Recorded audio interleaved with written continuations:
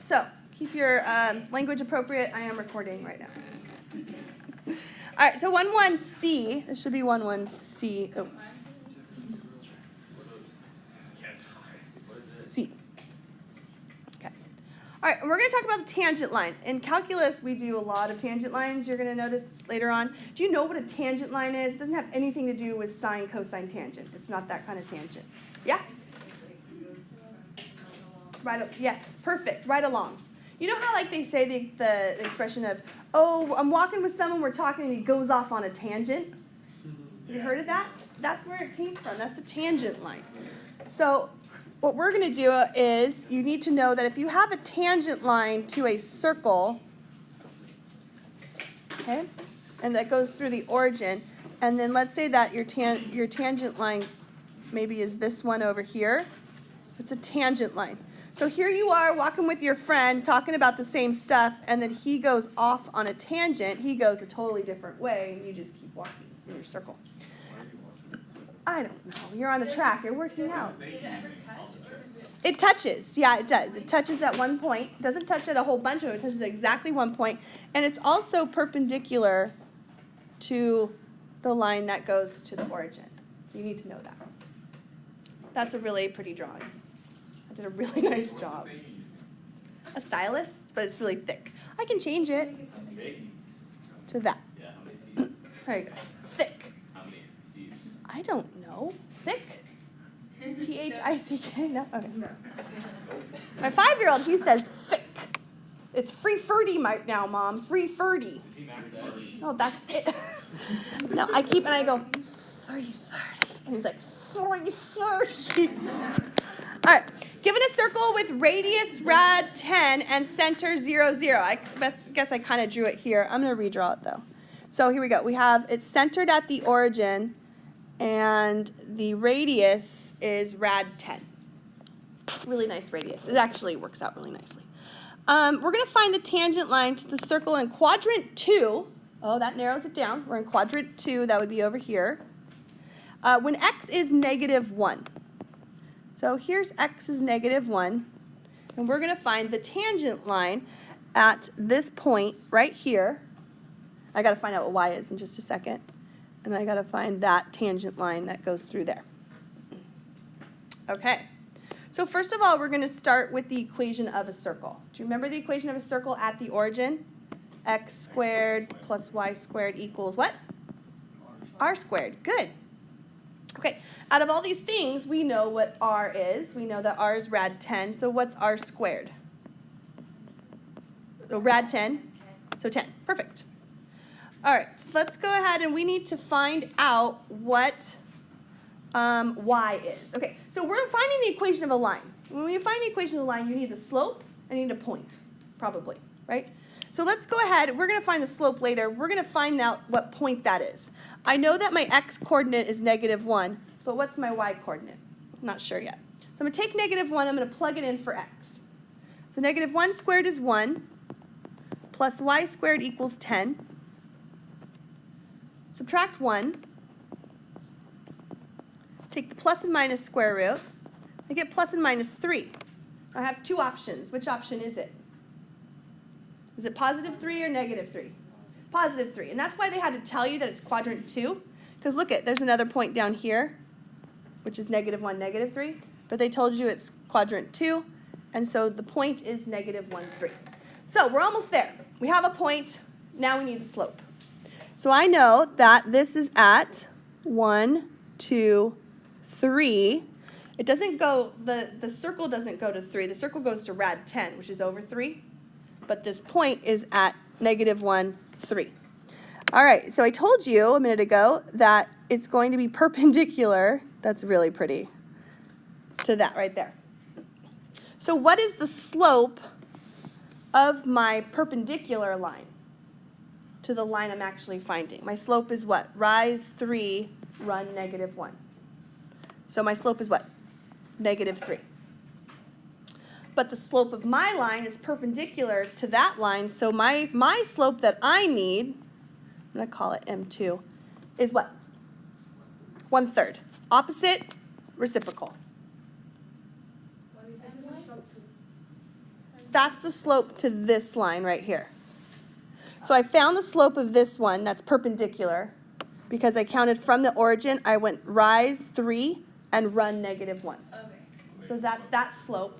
And then they're perpendicular. So opposite reciprocal of -3 is positive 1/3. And I'm done, really. I'm not done. I'm done finding stuff. So I have slope and I have point. So I'm going to use point slope form. So I'm going to go y minus 3 equals 1/3 x plus 1. And you can leave it just like that in point slope form. It's a tough problem, huh? Yeah, it just got difficult. Is always looking for like the line perpendicular to a tangent line? Yeah. Mm-hmm. If you're at the origin, yeah. And anything in there is going to be perpendicular to it. Pretty good. Okay, now the next part of this lesson is going to be stuff you've done lots and lots of times before. Does everybody have a graphing calculator? Did you bring it? Okay. We're going to do scatter plot. Do you remember doing scatter plot? Yeah? Has anyone not done scatter plot before? You guys all went to Valley last year? No new students? Perfect. All right, so we're going to go ahead and get our calculator out. Anyone taking AP Stats this year too? Oh yeah, we talked about that. Well, I don't remember. I ask it in every class. All right, this table represents the gold medal winners in the 100-meter dash in the Olympics during various years. Do you remember that video I used to show about the Olympics? No? No? Okay. Graph the data on your calculator. Do these points represent a positive, negative, or no correlation? So, 100-meter dash. Anybody run the 100-meter dash? You do? What's your fastest time? 10. Whoa, you would have beat the 1936 Olympic gold medalist. 10-8. Okay, the 1906 Olympic gold medalist. I gotta show you that video. Have you ever seen that video of the Olympic? Yeah? Yeah. Yeah, they get faster every year. Because nutrition, training. Who's that Bolt guy has won it like a bunch? Usain Bolt. He what? He was beaten. Wow. Now, the calculator's not going to be on the video, so if you do watch it, then, it's just not going to be there. You're going to take the points that we plotted on our calculator, you're going to sketch a graph, so you just go, there's one, here's another. And then they kind of all get bunched together, don't they? There you go. Oh, that's pretty. You also want to list your window here on the graph. So you could go to window, and it'll give you the window they're using. So my window is 1884 to 2023.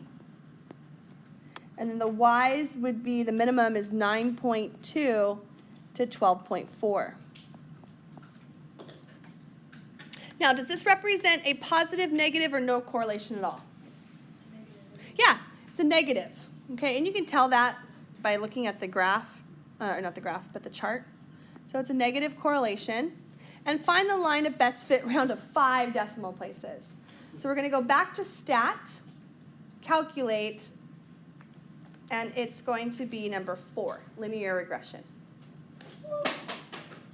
Whoopsie whoops. All right, so now we get y equals negative 0.01648.